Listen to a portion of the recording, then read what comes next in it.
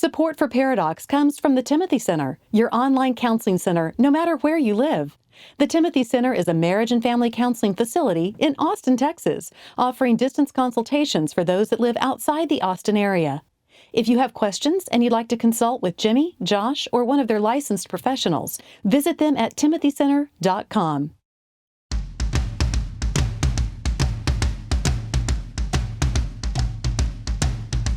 Recording live from Austin, Texas, a conversation about marriage and family that women will love and guys won't want to turn off.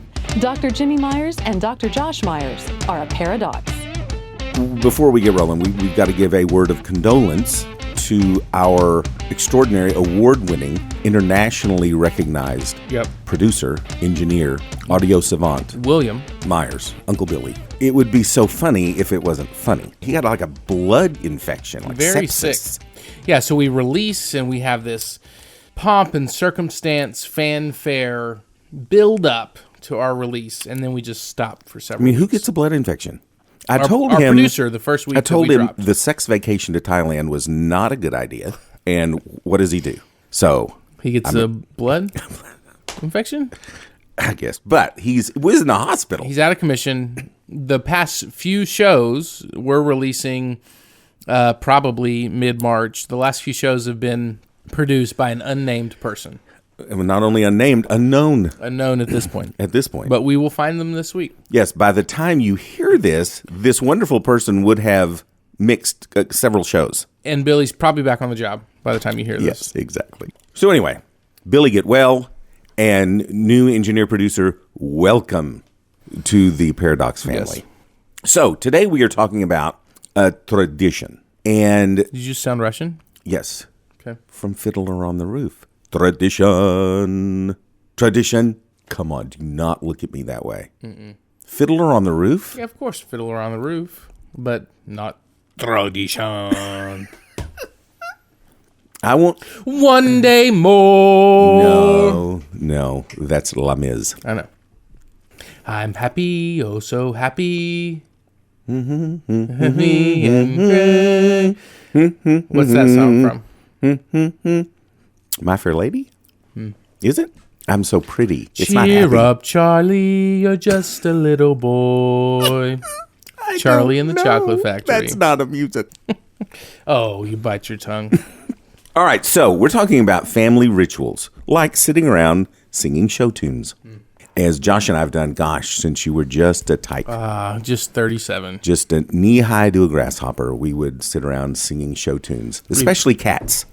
Have you seen the trailer to Cats? Did you go see Cats? I've never seen the movie or the musical. The CGI on the Cats is a little disturbing. Yeah. It was also disturbing in the new Robert De Niro. I didn't like the taking away the age. Oh, okay, I thought that was cool. Weird. Okay, we got to stop this. Yeah. All right, so we're going to be talking about family traditions, and I'm just going to throw out some numbers, as most of our listeners are. They're believers, and most are evangelical believers. Amish children who are raised Amish tend to stay Amish as adults to the tune of like over 90%. They were laughing that it is such a rare thing they make a reality TV show of those kids who don't stay Amish. And that's the same true of Jewish families. Over 90% of children that are raised Jewish stay Jewish when they are older, when they're adults. And if you look at children who are raised evangelical Christians, 32% remain evangelical Christians as adults. If we go by the old adage, if we keep doing the same thing the same way, expecting a different result, something is very wrong with this picture. So you look at the Amish, you look at Jewish families, and for example, Amish, every table, the family meal table, dinner table, every Amish home has a book about the Amish history, a Bible, and a hymnal. And those three books become an integral part of an Amish family's everyday life. It's not that they go to church someplace, which they do, but their faith is a part of every day. Same with Jewish families. Their faith is a part of what they do. They have traditions. They have things that they do every day. And then when they have big holidays, those big, important, meaningful holidays are spent at the table. the core, the essence. Now, do they go to church? And well, yes, okay, yes, they do. But that is secondary to the most meaningful part of these large faith holidays that take place at home with the family around the table. And if you look at Christians, it's like, okay, we are like knocking it out of the freaking ballpark if our family's there twice a month. Yeah. I mean, we need to be voted an elder if we are there a couple of times a month. And our big holidays are these big events with lights and very commercially driven. Smoke machines. Yeah. And we stand in line. It's so special, and we know it's special because of the line to get into the parking lot. And our kids remember just a sea of taillights. It's just a completely different experience. It's interesting because even, Protestants coming out of Catholicism, Catholics do a better job of tradition as well. And Protestants push back on tradition. Tradition. Because we feel like it's empty and it leads to religiosity. But it leads to a dry faith. And so we feel like, and in a lot of ways inappropriately so, that it needs to be spur of the moment, and we can't just do things repeatedly, and we look down upon, spiritual disciplines in some ways, that it needs to be something fresh and new, and I should just naturally have it overflowing in my life. But there's this yin and this yang to that, and I think it's an interesting point. While there's probably a lot of different variables to that 32%, one of them is we don't do a great job with tradition from a family level. Not a church level. Right. Making our faith something that occurs every day. And I just don't mean now I lay me down to sleep, I pray the Lord my soul to take. And should I die before I wake, I pray the Lord my soul to take. So we do a lot in our sexual addiction program about working to reverse the process of neuroplasticity, right? Kind of the psychological or just the way our brain works. If you're exposed to content, and the three words are consistently, frequently, over a long duration, then your brain physiologically changes. And that's universal. That's true of learning. If you have someone who's a mathematician, the area of the brain that's involved with computation, the neural network is more vibrant and thick and large than it would be in mine. Nothing. They got nothing. Oh, you tweet. And there's no math involved in that, which is so cool. And you don't learn to speak Mandarin Chinese by reading a pamphlet. It takes years of every day. So if you can do that, and like we do in the sexual addiction, now we're going to expose your brain to good, positive, true information every day, multiple times a day, every day. And if you remain with that consistently, frequently, over a long duration, your brain changes. There are new neural pathways that are developed, and the old neural pathways go by the wayside. That's what you see happening in these Amish and Jewish homes. It is something that happens every day, multiple times a day, consistently, frequently, over a long duration. And those children's brains, in a way, their faith is a physiological reaction to the way they were raised. And so I got to speak at the D6 conference in Orlando in the fall, which is a family ministry thing. And I heard Jeff Bethke, who is an author. He and his wife, Alyssa, do the Real Life podcast. They're out of Maui, of all places. And he did sort of the coolest thing around this. I thought it was so cool that I ended up getting what he was saying and put on some canvas and gave it to all the kids at It was Christmas. the year of the canvas. It was the year Jimbo of the canvas. purchased several canvas gifts. There was no way around that. That is true. So he talked about this concept of trying to initiate daily faith ritual into his family. Here's what he came up with, and I just thought it was so cool. It keeps right in line with what I know to be factually true about how our brain operates. This is what he does with his kids. That every morning they get up, and at breakfast, everybody is at the breakfast table. That's the first thing. So they're not on their phones. They're not running to do this. They're not completing homework. The family mealtime, sacrosanct. Sacrosanct. And they have done this for quite some time. They get up and then they all say this together. His children, every morning of their lives, think about this, every morning, those children say, I am not what I do. I am not what I have. I'm not what people say about me. I am the beloved of God. It is who I am. No one can take it from me. I don't have to worry. I don't have to hurry. I can trust my friend Jesus and share his love with the world. They say that every day. And they say that consistently, frequently, over a long duration. And at some point, back to ritual, they begin to adhere to that. Now, all of a sudden, what's happening on Snapchat, which they shouldn't have until they're 40 anyway, but what's happening on social media? I can't have Snapchat yet. No, no, not yet. Not nearly old enough. But it's not making the team because I'm not what I do. It's not about other kids with nicer cars. It's not about what I have. It's not what people say about me. They start believing this. So when other people, rumors or gossip or bullies or social bullies, they're not nearly as impacted as the children who don't believe this about themselves. And again, it just seems empty, but it's not at all. It's about practice. We're talking about practice. It's doing what you say you believe. Patrick Mahomes, who just won the Super Bowl, didn't wake up and just naturally threw the ball with some zip. Yep. But he didn't naturally switch hands and throw with different hands, sidearm things. In fact, I was hearing several Chiefs interviewed, and Andy Reid has them practice crazy throws for a majority of practice because he's not going to be able to, even Patrick Mahomes is not going to be able to pull off ridiculous things without repetition.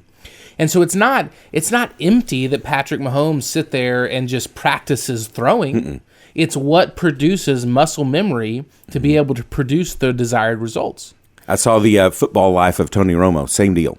He would throw it thousands of times a day, off his left foot, off his right foot, falling backwards off his right foot, leaning forwards off his left foot. Thousands of times a day. They don't just wake up. Yes. And your kids are not just going to wake up believing these things. Right. And wake up and want to stay in the church. It doesn't happen like that. It happens through repetition. Yeah. And again, it's this consistent, frequent duration. And he also does something that is really cool. They say this in the morning together. And by the way, on our show notes on the website, we'll have a picture of this that I just got offline and put on some canvas, for you guys. So we'll have it on the show notes. And it's just part of what they do. It's just like, hey, I want Fruit Loops. And then we say this all together. As a family, we all say this. Not what I eat. Yes, except Cocoa Pebbles. Oh, my Lord. Actually, I look very much like a Cocoa Pebble. Like Fred Flintstone. So when they're done saying it, they each get, I think he said, a white M&M. This guy's being very purposeful about this because now he's engaged the taste buds in this experience. So they say it every day, and every day they knock back a white M&M. And it's true. Those kids, when they get older, they won't walk into a 7-Eleven and see a candy aisle with M&Ms in it without thinking that I am not what I do, I'm not what I have, I'm not what people say about me. So, he kind of puts a couple of layers on it to make sure that it sort of sticks. Because the idea is most believers want their faith to stick. It's not that we don't want it.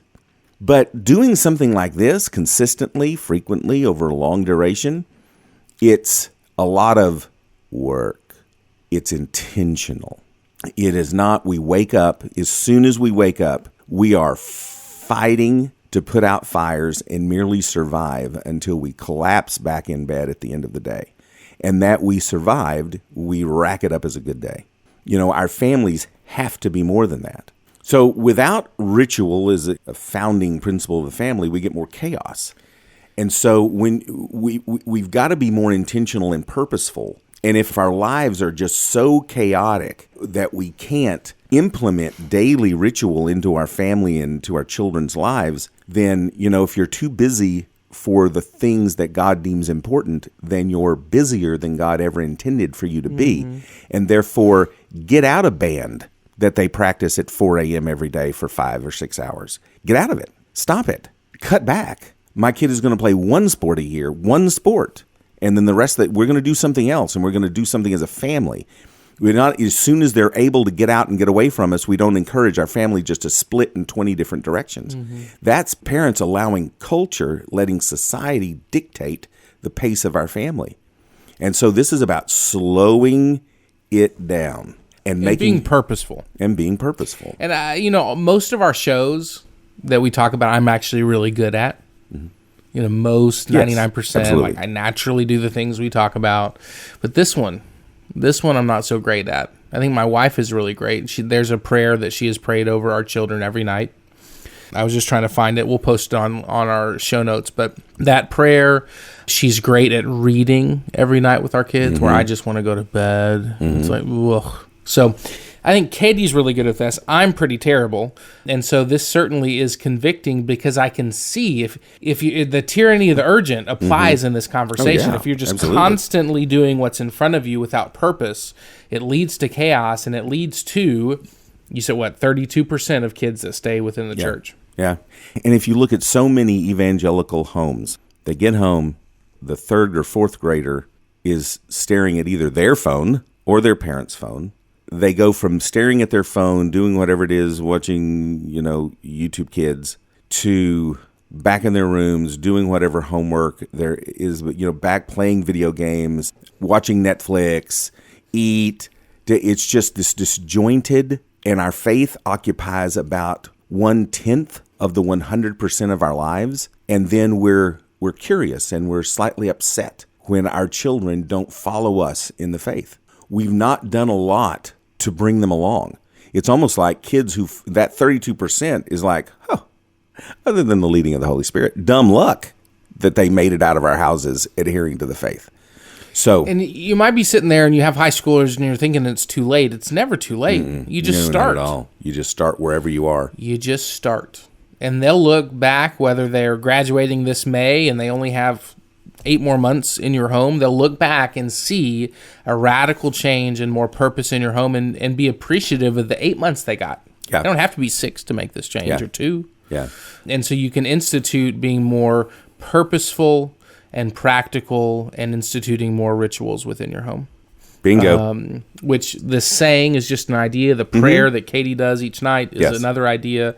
But it's Bible reading. It's certainly going to church, and it's service. I mean, there's an endless amount of ideas. Yes. But instituting things consistently, frequently, and over a long period of time will help your kids stay in the faith as adults. Amen. If you want more information about this episode, paradoxpodcast.com. You can also find us on our socials there, and we hope you have a good rest of your day. See ya. Paradox is produced by Billy Lee Myers Jr. and researched by Dr. Jimmy and Dr. Josh Myers. For more information about our Paradox evangelist, Julie Lyles Carr, go to julielylescarr.com. If you want more details about what was discussed on today's show, go to paradoxpodcast.com.